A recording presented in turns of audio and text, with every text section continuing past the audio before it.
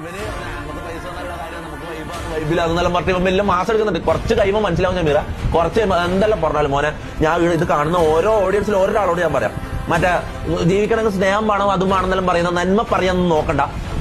ജീവിക്കണമെങ്കിൽ പൈസ വേണം, അത് ഉണ്ടാക്കിക്കോ. അത് ഞാൻ ഒരു കാര്യം പറയല, വൈബ് ഇതും പിടിക്കുന്നതെല്ലാം വേറെ, പൈസ വേണം. ഞാൻ കാര്യം പറയില്ല, ഞാൻ ഈ വൈബ് എടുക്കാനും ഇതാക്കാനും നിൽക്കുന്നത് ഞാൻ ഓൾറെഡി എനിക്ക് വേണ്ട കാര്യങ്ങൾ ചെയ്ത് വെച്ചിട്ടാണ് ഞാൻ അവിടെ ഇരിക്കുന്നത്. അത് നിങ്ങൾ ഓർക്കണം. അതും വിചാരിച്ചിട്ട് കാനഡയെന്ന് ആടുന്നിടന്ന് ജോലിയും കളഞ്ഞ് ഇവിടെ വന്ന് തണ്ടിത്തിരിയാൻ നിൽക്കണ്ട.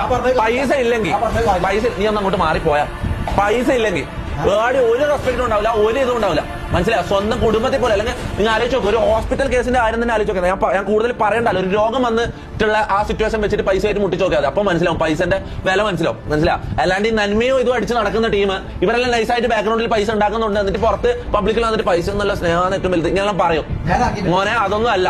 ഓക്കെ,